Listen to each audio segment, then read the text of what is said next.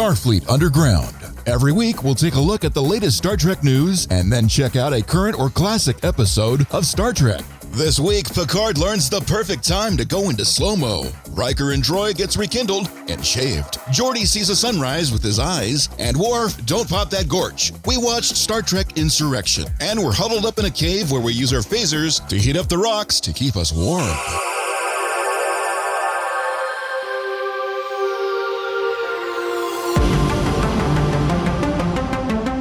Hey, good day, everyone. Welcome back to Starfleet Underground, where phasers can be used to heat rocks, which is a good thing. I'm Nathan Adams. I'm captain of our small vessel here. And we have joining with us, Heather. Hello. Good to see you. I'm Heather. I'm the science officer. And I think one of the Tribbles followed us. Shh, I'm just saying.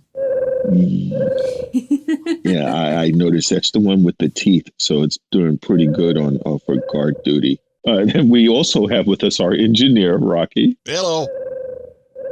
Go away. Leave me alone. Go back to the ship. For those of you who are wondering, we're on an away mission, and we have some of Fred's Tribbles here who've been watching us. We've been out here tasked with getting various items. We set up the remote because they're supposed to come and pick us up, and nobody's here yet. So we're in a cave. We were going to probably have the most weird show today. So hope you guys are willing to listen. Heather, what was it you were supposed to pick up? Oh, I was supposed to pick up some spores so we could do time travel. What do you guys think? That would be cool. It sounds dangerous. I know, but I have a few things I want to tell my younger self. That could be useful, right? I don't know, maybe. If I'm not here next week, we know it didn't go well. Oh, boy. Or maybe it went really well. You know, I think we could do that right now. Okay, hold on. If we really time traveled, I want my future self to come here right now, beam down with the starship and 7 of 9's communication number. Nothing's happening. Fuck. Nobody showed. Damn it. Nice try. Okay. Today, we're being brought to you by Section 31. We have some news. At least I have some news. You have any news, Heather? I do. We actually have a correction and then a viewer comment. Ooh. Yep. The correction is, when we were talking about Starfleet Pets last week, we forgot to mention Spot the cat. Oh, and Spot the cat, too. Wow. You can't forget Spot. I can't believe they forgot. left Spot 2 out of the ending for Picard. Elnor and Spot 2 need a friendship. Well, he does need some pussy. Yes. And the viewer question we got was, why didn't they take Data's brain waves and put it in a synth like Soji? Wow, that would make him kind of a lot more human than normal. That's a hell of an idea. I thought about that actually when I watched the show and how Data lamented about not wanting to live. He wanted to have a finite to his existence. He may not have wanted that to happen. So we don't know if they ever talked about it, but I think that's possibly the case because it's obvious he had to talk to Maddox and suddenly he was in that virtual environment. They could have given him 3 more years and then had him die in the real world instead of in the virtual world. Just like they did with the Golem. 3 more years. I think the other important aspect is that Brent Spiner himself said he would not redo his role unless they make sure that Data wasn't coming back. So he told him that. It said, if you bring Data back, I'm not doing this. He says, I don't want Data to come back. So that could have been an important part. That's a very interesting concept. I'm wondering, because the character Data wanted to have the finality, that would be the most complete thing. Bringing him back only to put him off again like that. We as a viewer, I think would find it fascinating to watch. But for the character Data himself, who's been existing non-corporeously for this time now, I wonder maybe he just wouldn't have wanted that at all. That's a good point. I think because he just wanted to end anyway. That's a good point. Yeah, it's a weird idea. Yeah, it is. It's an interesting concept, but would love to see him further on. And that's a credit to the character as well as to the actor. Yeah, he's amazing. Brent Spiner is a really great actor. And you could see it in this. I mean, the part, for example, and I know we're getting a little ahead of ourselves, the fish part, he is so innocent and he was just so sweet. And if you know Brent Spiner, that's not Brent Spiner. Like that, he's a really great actor. Oh, he's really entertaining and he has so much skill. I have a feeling there are so many things that he can do that we have still not seen yet on screen. Yeah. No, everything from being able to imitate other actors' voices. He does a great Patrick Stewart. And it's so comical too. It's not just a good Patrick Stewart. It's funny as hell. Yeah. And he's spot on. Yeah. Completely. And it's, what you were saying, hilarious. I mean, he's so funny. Yeah. And let's go over to Rocky. You have any news? I was too busy retweeting our snippets, as it were, from last week's show. What happened this week? There was a few things it skips my mind. Oh, you know, the one that I saw that I really did enjoy seeing, Garrett Wang and is it Robert? What's his name? It was Neil. I'm blanking his name now. The guy that plays Neil? Ferris. Yeah. Neil. Yeah, him. So those two guys are going to do a Voyager-based podcast. Yeah. So they're going to watch the shows and talk about Voyager, and I'll give us all the cool inside details and I all that can't good wait. stuff. Yeah, I'm looking forward to that. Because, you think about it, you're waiting for all these other new shows to start. What else is there to do? I mean, what show have you not over the last few years, I've rewatched almost all of them now. And what do I go to next after I do finish my Next Generation rewatch? Voyager would be a good one to go to. Yeah.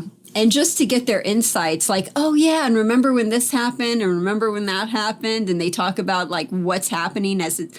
Oh, I'm so looking forward to that. Yeah, I would love to hear all that. That's one of the things I get a kick out of watching, and I don't get a chance to watch it very often, but there's the Seventh Rule they were doing with, it's Aaron Eisenberg, who isn't with us anymore, and Sirach Lofton, is it? Yep. Yeah. They've been rewatching Deep Space Nine episodes, and they were, just to hear those stories that come out of that stuff is just fascinating and fun stories to hear. Very entertaining stuff. It's going to be an exciting time coming up with everything that's going on with all these actors are popping up. Unfortunately, with the condition right now, from what we remember of Earth with what's going on, which is part of Heather's secret mission. We won't talk about that much. But I do have a little bit of news here. Those of you that love Geordi, LeVar, he is in definite talks. He's going to be in the next season of Picard, and he led this breadcrumb, which I'm sure Heather will probably squeal on. Squeal! They asked whether or not if he was going to be the only one going, and he said that he doesn't want to get himself into trouble. So, which means it was a secret. However, this is a direct quote when they were asking, "Is anyone else coming from Next Generation is going to be on the show?" And his response was, "Are you ready?" I'm trying to tease here. Spoiler. Watch your headphones now, because Heather's going to squeal.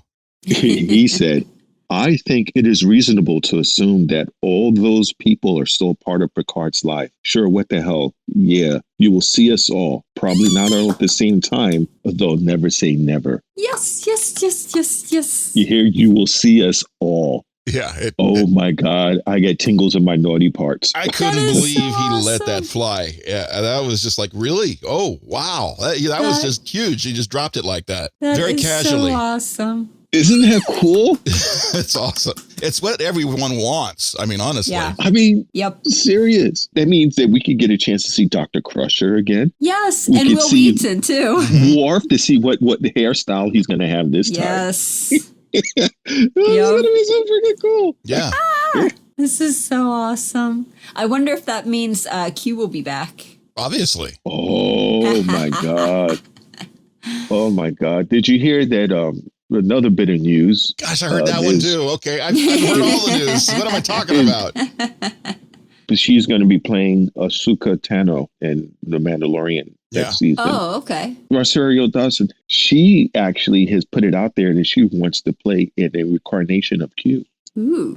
So we may get Q, but it may or may not be. It depends. Just because she said it doesn't mean it's going to happen. So what? It would be a Doctor Who version of Q? Well, there are many versions of Q. There's not just the Q we all know and love of John Delancey Q, but there's multiple Q is Q. I mean, it's a continuum. So anybody could be a Q being Q. Okay, well, being specific, I want to see John Delancey. So do I. Oh, yes, of course. Yeah. The energy he brings to that character is just phenomenal. And him as a person, if you ever have the good fortune to meet him, he just is as gracious and accommodating and personable. Is just really, really awesome. That was it from my news. Anybody else have anything else? Nope. I have a little bit of more of a news. More? Yay. You got more? Yes, I know. Well, that's what happened. You get me away from the ship. I'm not bound by, I feel like I'm released from regulation, so I can kind of tell you guys more things here. Our captain's more chill.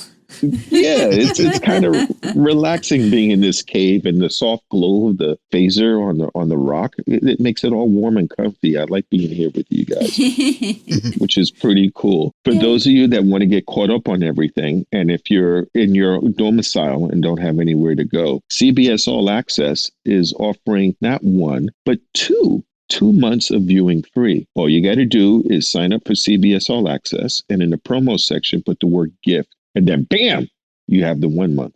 And then after your account's created and you have that gift as 1 month, go back into your account, go into the settings, go into subscription and billing. Okay, go to that area, subscription and billing, and you'll see another section for promo and put the word enjoy. That gives you another month. Bam, 2 months. 2 months. You can sit and watch all of the Picard, watch all the Star Trek, the animated series, watch the original series, watch TNG. I mean, watch until your eyeballs bleed. What the heck are they doing over there at CBS? Guys, you're giving it away. Thank you. For 2 weeks. And if you get tired and you want to watch let me watch the Twilight Zone from Jordan Peele. That's on there too. Oh yeah. You like CBS All Act, you like CSI. That's on there. I mean, not just CSI, but CSI, the first one, New Orleans, Los Angeles, Miami. You get a chance to watch MacGyver, Hawaii Five-0, which just got finished. And if you like, I don't like that crap. I like the old stuff. But they got that covered too. You got I Love Lucy, Magnum P.I., Mission Impossible, Family Ties, Gunsmoke,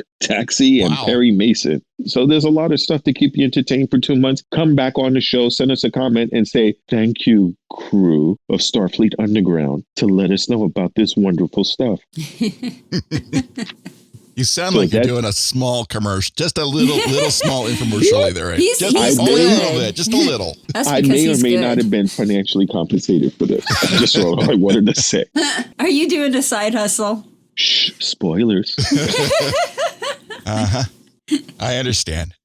Hey, what were you supposed to pick up, Rocky? I know Heather told us what she was supposed to get. What you were supposed to get on the Away mission, because you disappeared for a while. I was just picking up some of these rocks over here. To me, they're just rocks, but apparently you can convert them into something really useful, like dilithium or whatever. So that's what you wanted to go on the Away mission for with us? Or you just wanted to, to hang out with us, which I would personally. Rocks are cool, but you guys are really the entertainment value here.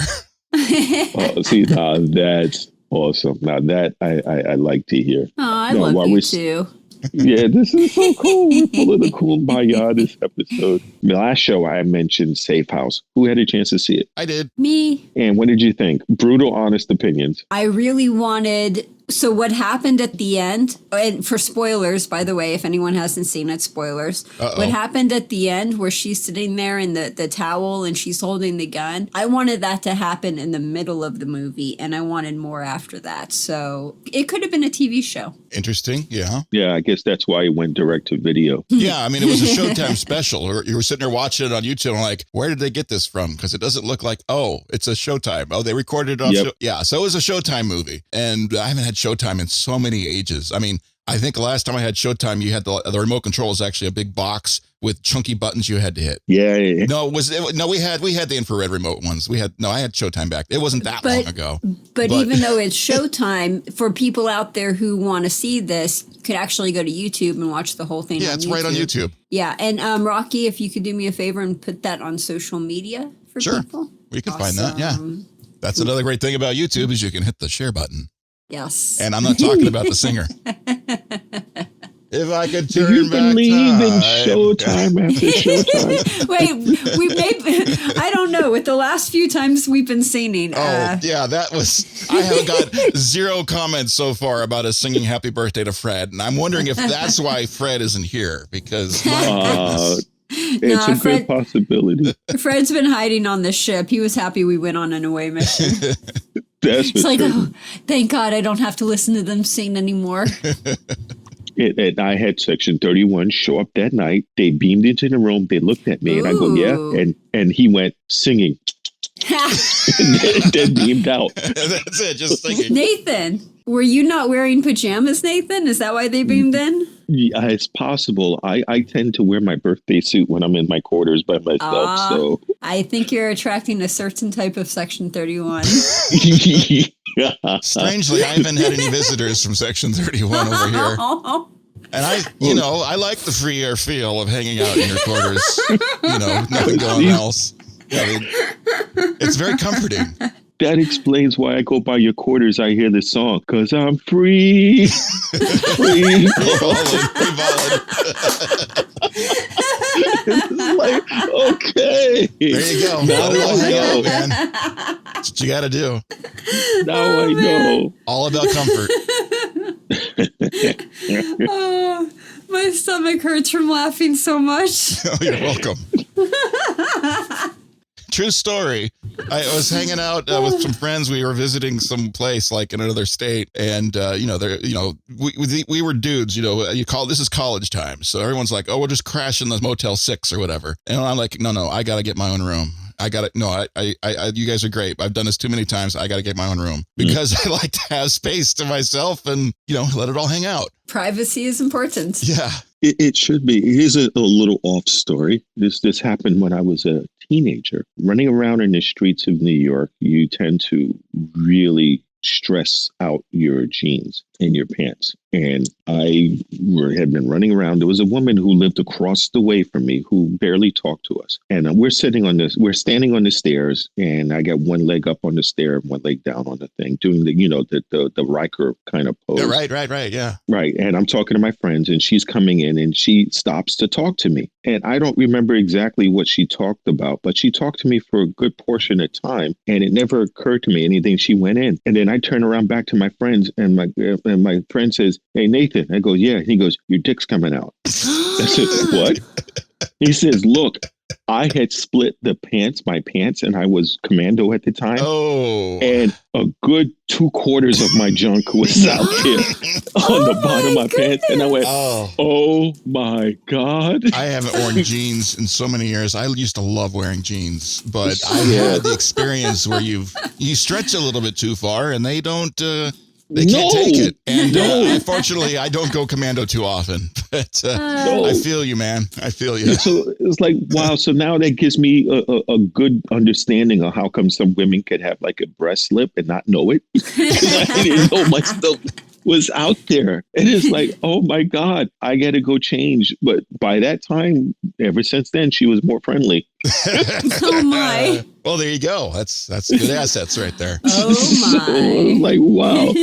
But let's see if we can circle back a little bit on Safe House. Oh man, talk about some shots where you're not wearing anything. Some stuff with Patrick Stewart just in the towel. We're like, how is he holding the towel on? The scene where he's coming out and he's in the towel. Oh yeah. Oh, that's man. what I was thinking. It should have fallen off. It really should have. It's a skill. It's an acting skill because most normal men, the towel probably you would at least have to grab down and just hold on to it. But no, it stayed right on the guy. No, it's a captain's log. It's an acting skill. It's called safety pins and clips. Maybe. Double-sided tape, right? Yeah, double-sided tape, yeah. I think it's a conspiracy. I bet Patrick Stewart could hold it up without any of that. Well, there's the captain's log kept it in place. Right, yeah.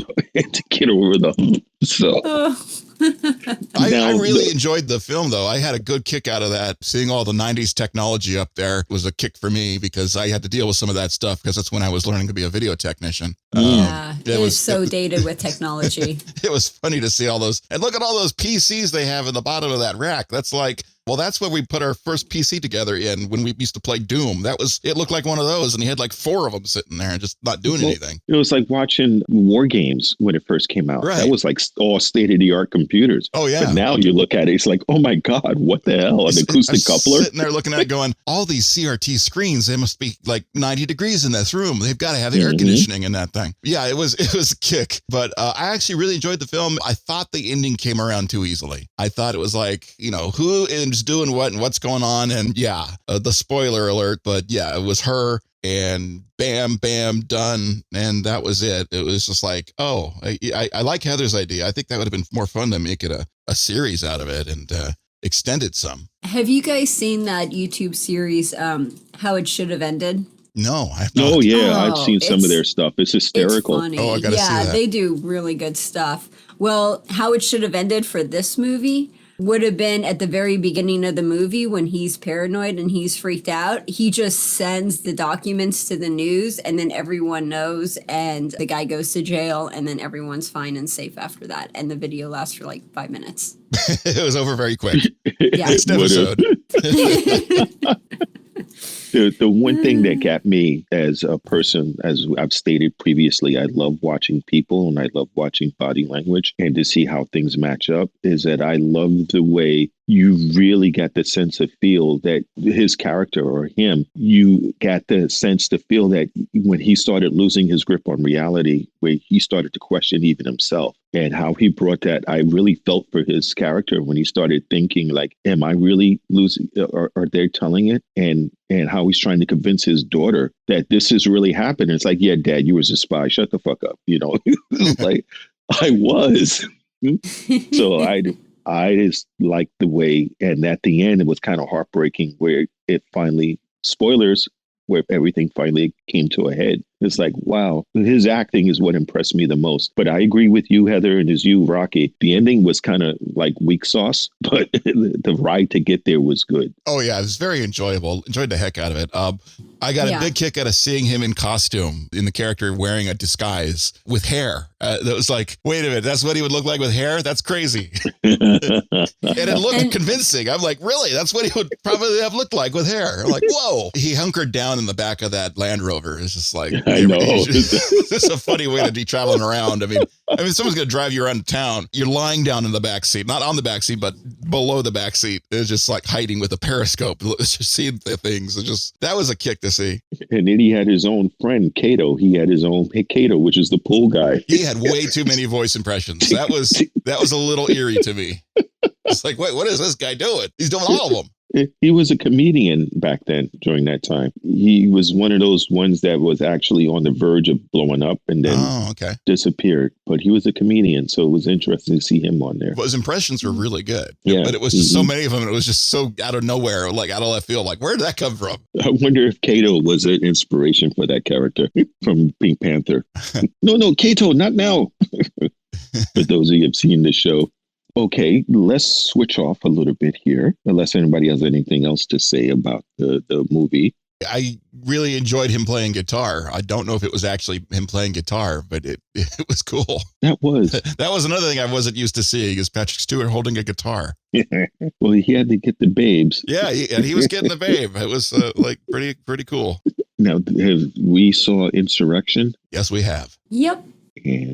And you know what? I was tripping out a little bit on this. This was another one of the next gen films that I didn't really see that much initially. I saw First Contact and fell right in love with that movie. That was an amazing movie. Mm-hmm. Insurrection, I completely forgot it came out after First Contact, which like flipped my head a little bit. And then I did the math. And guys, once you hit a certain age, just stop doing the math. But I was like 24 when this movie came out. And your viewpoint when you see it at 24 is completely different when you see it 20 some odd years later. Yeah. And I'm sure another 20 years later, it might even be completely different then too. Yeah. But yeah, you have a completely different perspective on the storyline because you discover a world that keeps everybody young. And this is like, yeah, it's crazy. And then everybody starts acting younger in this movie, which was another one. It's just like so much fun. So much fun part of this movie was everyone suddenly getting younger feeling. So before we go into it, should we just do like a quick overview of what happened in the movie? And by the way, this was directed by Johnathon Frakes, which I loved. Yes. Oh, yeah. He's still got the thing about directing. He's so good at it. Yeah. And the special effects were amazing. Yeah. The locations. Oh, my God. For those who haven't seen Insurrection yet, we're going to warn you right now. This is going to be full of spoilers and we're going to be jumping all over the place. So if you haven't seen Insurrection, I would say put a pen in this podcast, go watch it, and then pick us up again on it. We'll give you some time to hit pause and go ahead and watch the movie if you haven't seen it. Pause over. Okay, welcome back. There you go. So Insurrection, the movie was based about a planet which the Federation and this other race finds that supposedly will make people younger. It's the fountain of youth. And there's already people living on it. And what they want to do to these people, they want to get rid of them so they can have it all to themselves. And so that's basically the movie. And it's a first inkling that Starfleet may or may not always do the right thing. Right. So go. Well, the first part of it, I remember bits of it, but I was surprised that Data was like malfunctioning right off the beginning. I'm like, what the hell is Data doing? He's like zapping people with phasers, and they're supposed to be in kind of a duck blind. So they're supposed to be in disguise or incognito or stealth. I cloaked. love that. And Yeah. they're just observing this apparently primitive civilization living beautiful lives right there. Yeah. But not interacting, not interfering, just observing. And then Data flips a lid and he pulls his helmet off, and all of a sudden there's a Data head walking around without any body. It's like, not whoa. just pull his helmet off. I mean, they were firing, they were shooting, phasers there and was, stuff. fights and everything. Carts were being turned over. Yeah, it became a giant battle chase scene. Yeah, people were being thrown in the water. I loved it when he revealed the starbase, and I loved watching it, and I love lots of love.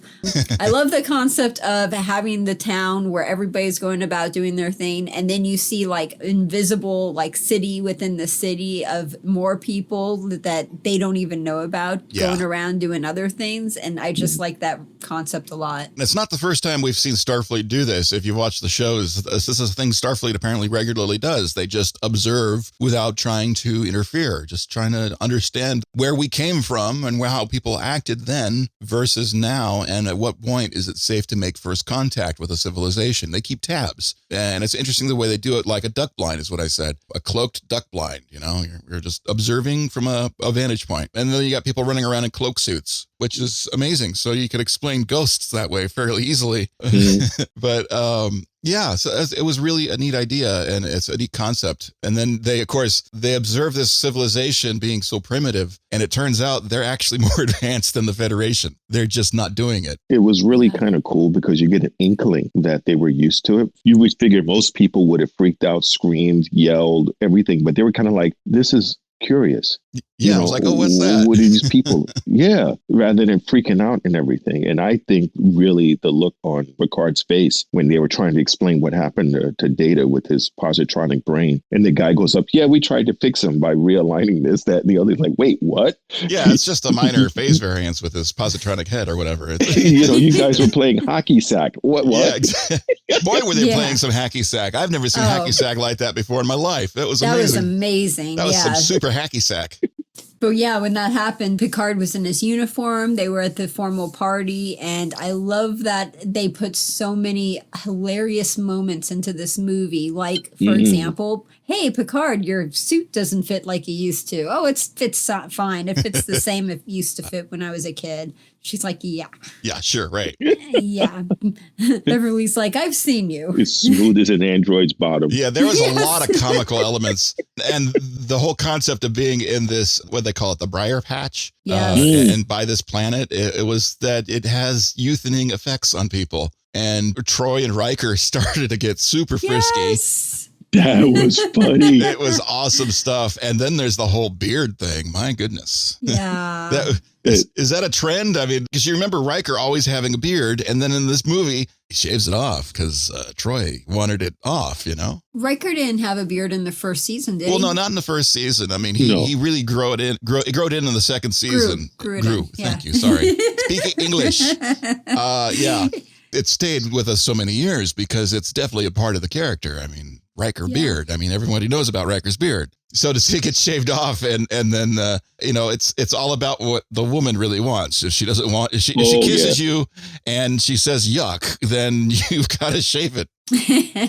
And apparently it's a lot easier to shave it if you're in a tub with a naked man. It really helps. It's really, I must recommend that method. I completely, I would sit in chairs differently because of Riker. And that's definitely how I would like to go shaving now. But let's talk about Gorch. Oh my goodness. Oh my God. That thing was monstrous. It was a Worf's Klingon pimple. zit. Oh my God. Oh, the pimple. That was bigger than some people's fingers. I I would have loved to put on a face shield and pop it. Oh no! Oh my God. Gross. That's a horror movie right there. Oh. You know, if you put the video up on YouTube, it'll probably get 1 million views. Super slow-mo too. Oh my God. They would do that on YouTube. Oh, nasty. Yeah. It was a mother of all zits. They even have a show on that called Dr. Popper, with the whole show is about squeezing You're zits right. out. Oh my God, that's right. There is one that thank God I haven't seen that. I heard about it though. Oh man. Yep. I watched it one night and it was like a train wreck. Oh, I wanted to turn away, but I couldn't. Oh. A whole half hour of various things being popped.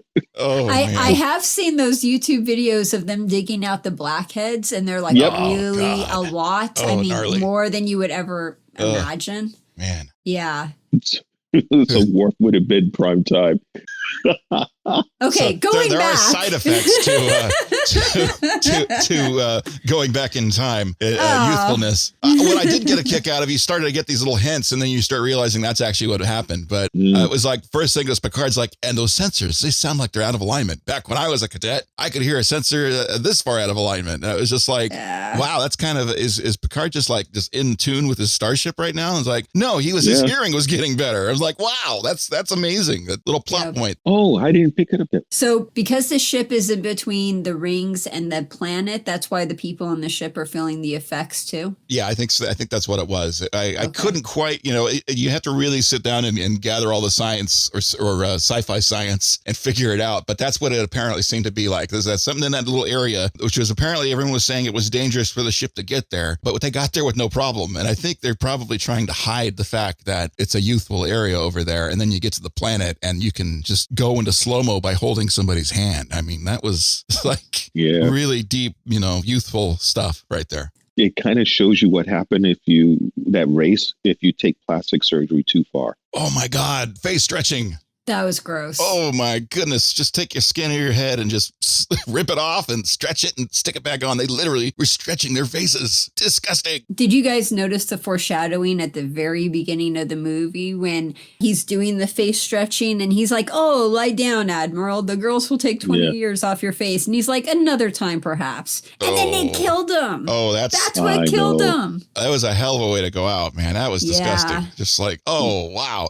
That's a part where science fiction can really go horror movie on you just in a split second. It was just like, oh God, his face. Oh my God. Yeah. Could you imagine having your head being stretched into two different opposite areas? It was hard enough to see the first shot where his skin was completely off his head and then put back on. I was so grossed out by that. It was like, oh my God. The part that grossed me is when that guy was yelling and he was so stressed out that his face actually split. That was a good moment. That was literally popped a vessel right in his forehead. Oh my God. Watch out. Look out, coronavirus. He got seriously pissed off and it's just like his head exploded, literally. I was just like, oh my God. That guy was really stressed out. So if he's doing all of this to get those 600 people off of the planet, off the globe, my question is, why didn't he just go to a different continent or, the opposite end of the globe and then live there in peace and no one would know because there are only 600 people and they're all the way over. And then they could be younger again. They could live there. They could be happy. They could be younger. I think, it doesn't make any logical sense whatsoever, except for the fact that these young, youthful people are their parental relatives. They had some very bad feelings with these people. They were not loving at all. So they're like, get them the fuck out of there. Just wipe them out if we have to. Now, they were trying to beam them out and be nice about it because they were working with Starfleet because Starfleet had that really handy holo ship. But no, they really didn't care at this certain point. There's just like, just get rid of them. We want the whole planet to ourselves because the planet's big enough for everybody. I mean, or at least enough people to get in there. But no, they wanted the whole damn thing. I think they were just greedy and vengeful toward their parents. But the one thing I would say that I thought was interesting, because, Star Trek always has messages hidden in, not just that you had Starfleet that was willing to do something bad. And Picard, once again, showed how he sticks to his principles no matter what, because that was a big moment when he took his pips off and put it on the table, that he was going to do it and disobey their direct order. But you also had the guy on the other side. I forgot the name of the alien race with the face stretching. Was it the Sona, I believe? Yeah, but you had that one guy who decided, says, this is a bridge too far. I'm going to help you do the right thing. I'm Yeah, help there was you one escape guy that Picard." was, he turned around and said, yeah, we're going to do the right thing. Yeah, so you can't always hold an entire section of a race or species or anything. It's always to one be guy. bad. It's always Yeah. one guy that fucks it up for everybody, If he had done it, that means it would have been over with. Yeah. But the special effects, oh my God, it was just a beautifully done movie. The visuals were stunning. I was watching the little bit of the behind the scenes stuff, and I was shocked because I'd never seen the behind the scenes stuff because I only saw the actual movie. And then I started watching the behind the scenes. It's like, oh my God, they went all out on this film. This was a time where today we wouldn't build the entire set. You'd build a blue screen and maybe a couple pieces, like a handrail or whatever. And then that's the way they do it now. That's kind of the trend currently. No, they built a whole damn town with flowing water and everything around that lake. They turned it into a river. It was amazing the amount of money they spent to do this production on this film. Fascinating how much money they went into this. I mean, they were actually literally saying, if I would have realized we could have done it with a 20-foot section instead of the 60-foot section, we would have done it. But, hindsight, the amount of money they spent to do this, they went all out. They were flying people up hills in helicopters to get some of those shots by the caves. Fascinating. They went all, it was like big budget filmmaking for a Star Trek movie, like bigger than what you usually would think. I was shocked at that. I did not remember at all that it'd be that big of a film. And I didn't remember at all that they went this all out for it. Cause my memory is First Contact was, the amazing Borg production, and it was a big roller coaster of a film and a whole lot of fun. This movie was also still a roller coaster, but it was shot on location in so many places. They didn't just build sets. They built lots of sets, but they also shot on location. And when you take a production on location, anything goes, especially weather. So to build a whole city and then have to have the vegetation work for you because it was in the wrong time of year, that apparently happened. They had to keep the greens green. Nowadays, they probably just Photoshop it. But yeah, they did some amazing work on this film. So much money spent on this, and I highly respect them going all out for a Star Trek film like this. Again, we have an inkling to see more of Johnathon Frakes' directing ability. And I think, correct me if I'm wrong, and listeners out there, if I'm wrong, let me know. I think this was also the first time we saw the captain's yacht. Yes, because in the order of sequence of movies, I thought the first time we saw it was in Nemesis. No, it came right out in this movie. It's a whole new part of the ship came out of the yacht came out, and Picard went rebellious, and then everyone joined him. It was great. It was a prelude to Picard. He was wearing, the street clothes and everything. He had the guns. He was ready to fight. It was totally a prelude to Picard. Yeah, you could see the influences in his style. It definitely was there. Mm-hmm. Also, let's talk about how they finally had a way for LeVar to show his full acting ability by removing his visor. Yeah. And then the cybernetic implant is like... I love seeing his eyes. He has gorgeous eyes. And I bet he was so happy to do a movie where he didn't have contacts in for half of the time. He didn't have that visor for the entire time. I bet he was thrilled about that. He's like, yes. And what a sunrise. That shot was amazing. My God. I hit pause on that to go make pour popcorn, but I came back and I looked at him like, this sunrise is gorgeous. It was beautiful. Yeah, it was cool. Yeah. It really, really was. And speaking of which, we should at least try to see the sunrise on this planet or sunset, depending upon when they pick us up and take it. Heather, did you bring your Holo-Recorder? Yes, I have it. And we have a good view here in the cave, so I think we're good. I think she always has a Holo-Recorder on her. Yeah, you gotta watch out for Heather. Always. Yeah, just remember, if you ever hear a little bit of her laugh and then you turn around, she's not there, guarantee there's something embarrassing she just took of you. Hell yeah, I got blackmail material on all you. Uh-oh. So I have a feeling always, so just make sure that. It was interesting to see also how well the characters just got into the fact that they were feeling younger. Yeah, it was so cool. I mean, you have to the point where Picard gets back to his quarters and he doesn't want classical music. Yes. Yeah. It's like, no, let's play some mambo. Hey. And that was awesome seeing him dance to that.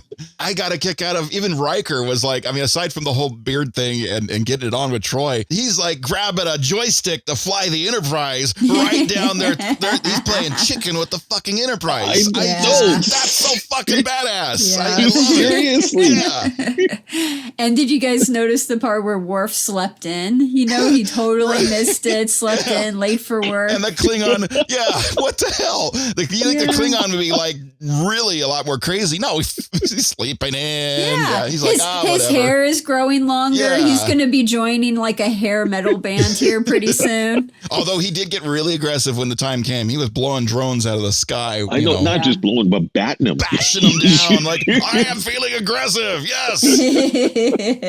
Hey, let's talk about Patrick Stewart. It's like, do you want to see my phaser cannons? With his bare arms.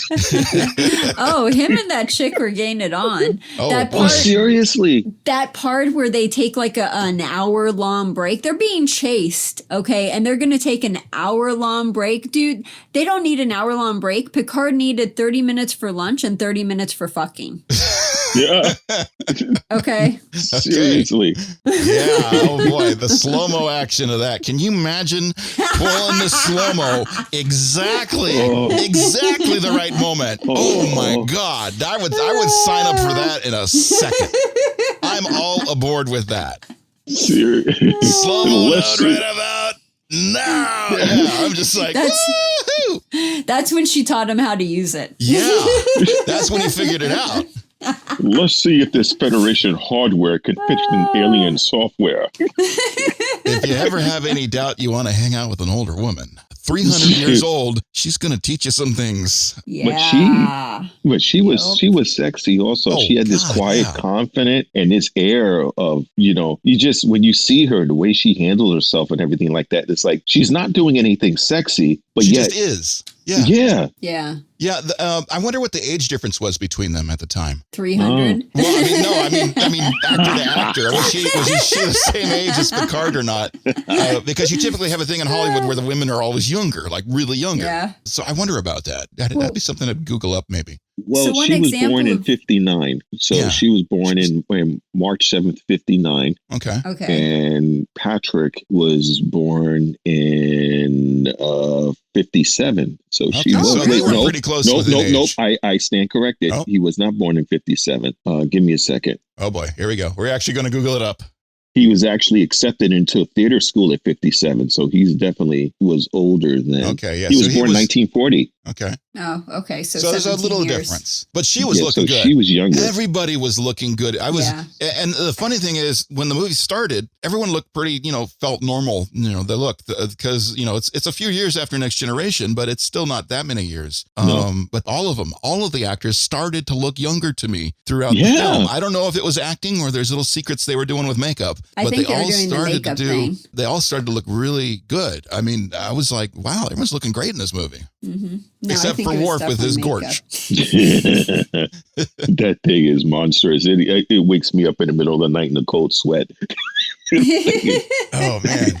And if you get like a pimple when you're at teenager years, it's not a big deal. You had all kinds of them, but now you get them, and they're not just easy. They fucking stick around, and man. No, the only thing that would have made it worse for me if it throbbed when they if it was pulsating. Oh god! Then I would have lost if it. If they combined that with the guy's forehead blowing up, then we'd all fucking puke because that would be disgusting. It was really the movie itself. I don't remember how well it did in the box office. Anybody remember? I just remember everybody kind of had to feel like this Star Trek episode. I mean, it could have been an episode. It could have been a season ender. That was my feeling when I saw it initially. That was good, but it could have just been a season ender. I mean, after you see First Contact, it was like, oh, wow. And that's 24-year-old me talking. The modern day Rocky thinks this was a really refreshing view of Star Trek, the cerebral aspects to Star Trek with action and sci-fi thrown in. So we're thinking about things differently. It's a fascinating concept if you have the fountain of youth on a planet and we're just going to relocate a few people just to get it out of the way so we can take advantage of it. Yeah, it's like, well, that's pure fucking evil. And then the parents in the first place. I'm just like, whoa, that's really cerebral sci-fi right there. Which, by the way, I have a question. At the very beginning of the movie, Leatherface, which I don't know what his name is, but I called him Leatherface in my notes. I got Stretchy Face. Yeah, they were saying that he had too many toxins and he was getting worse. Ralpho. Why would he? Right. Why would he be getting worse if he was sitting there like spying on them for all this time and in the atmosphere? Wouldn't he be getting younger and not worse? Well, they're at the point where they've gotten so old that they can't go back. They can go back a little, but it's not really helping them. Maybe, I don't know if there's something specific to them, but it was definitely implied that they were past this point of no return. So yes, they could gun onto the planet, but it's not going to do anything for them permanently. They definitely have to continue with the face stretching, at least for a certain amount of time. So yeah, it felt like they got past the point of no return where they could be completely fountain of youth over there. Okay. And speaking of Ralpho, stretchy face, also let's give a hats off to him and his acting ability to be able to really, with all that stuff on his face, to still convey the emotions and things he did. And that was done by, Mary Abraham, who's a really solid working actor, So there was a lot of good chops, as well as our favorite characters, as well as these evil aliens, so to speak. I think the combination of all things to make this movie, when you sit back and look at it and go, this is actually a really damn good movie, because the practical makeup was amazing. So amazing that you don't realize it's there, or you don't see how it's done. You just take and just acknowledge that these people are aliens and their faces are being stretched. That takes a certain level to pull off. And then you throw in the little effects where the blood vessel bursts. It was just like in scene on cue. I'm like, that looks freaking crazy. Biohazard, like, possible contamination. Oh, and I had a small shudder when Beverly Crusher said the word quarantine. Right in the beginning, like, oh, we're going to beam them away. We've got to put them in quarantine. And I just went,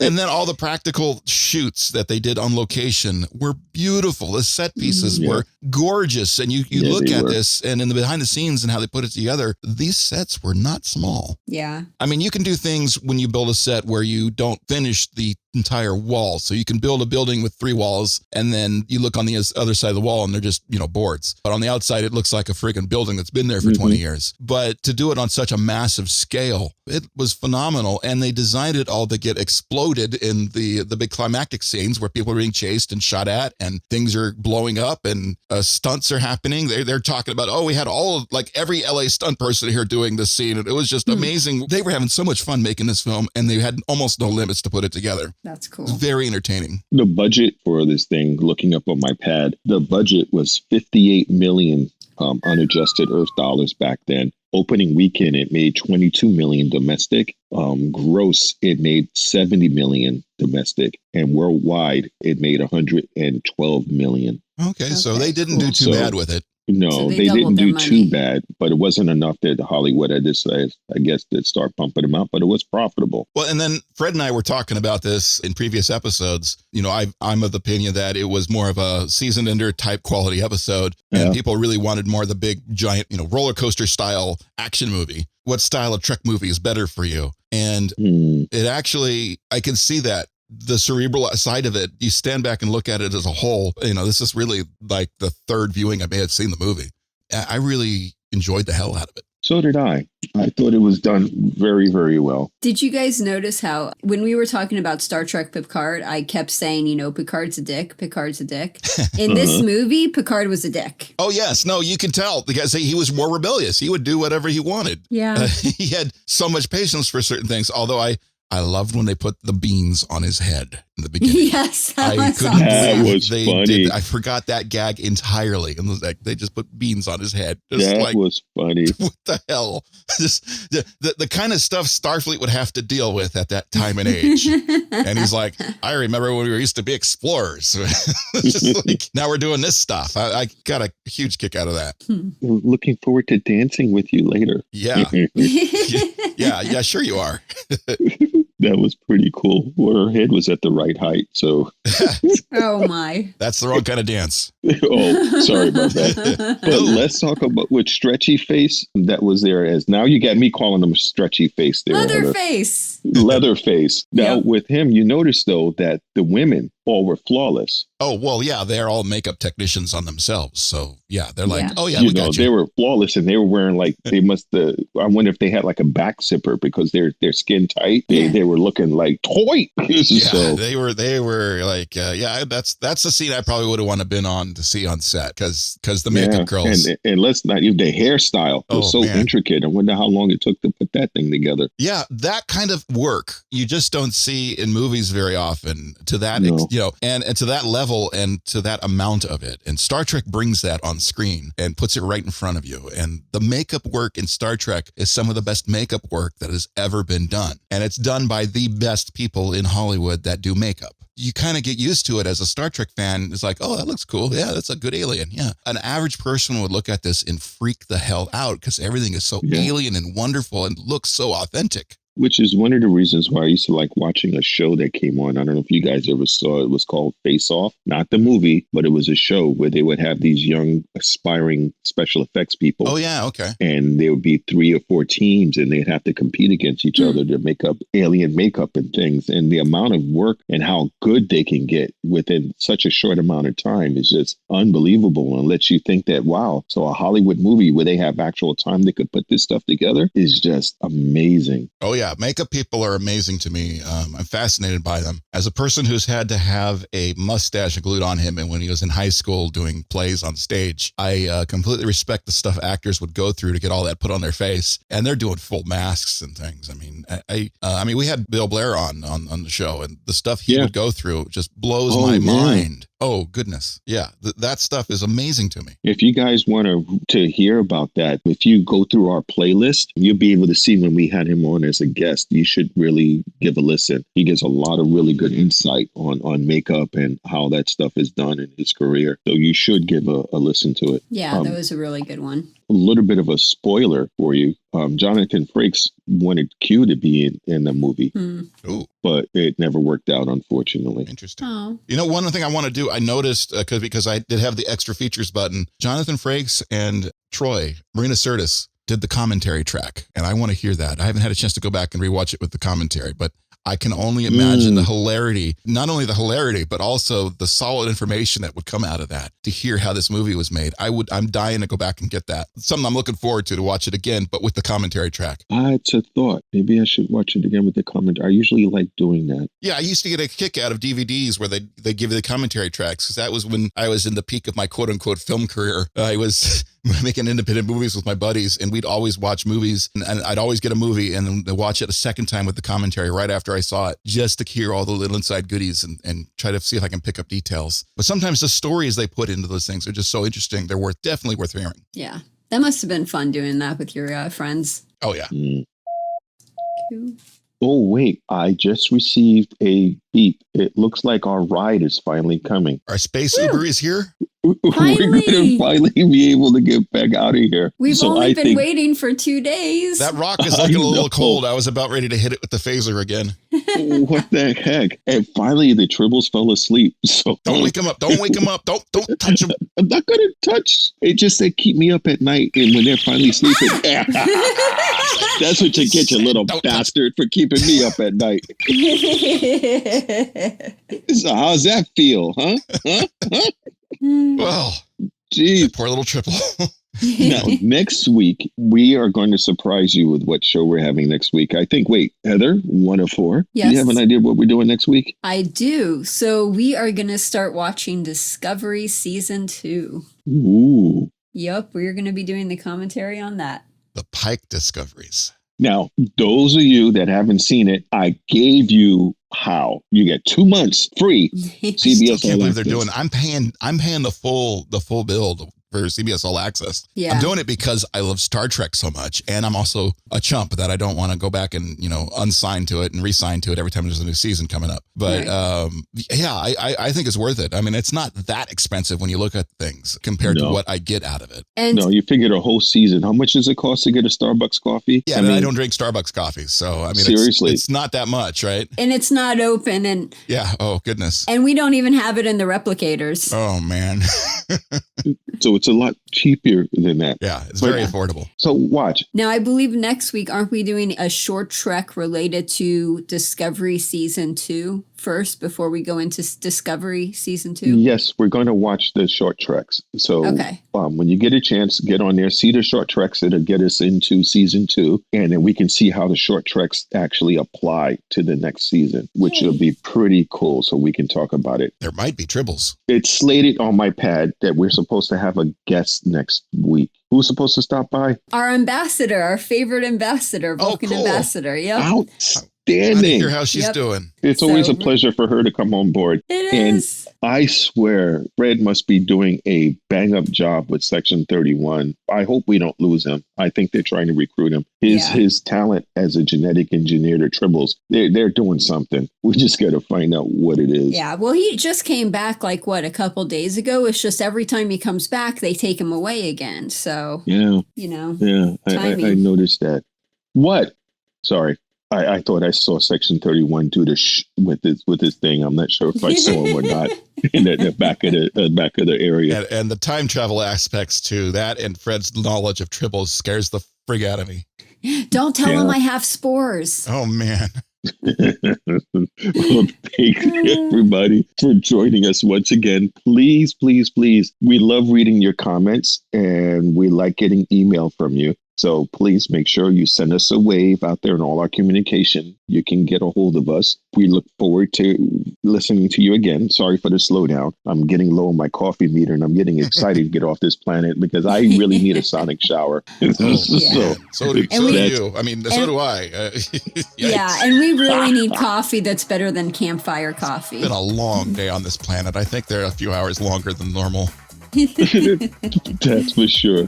And I need the coffee. I need something to eat. So we're going to go ahead and do that. Thank you so much, everybody, for joining us and listening. And please, please go out there and not just only have a good week, but make it so.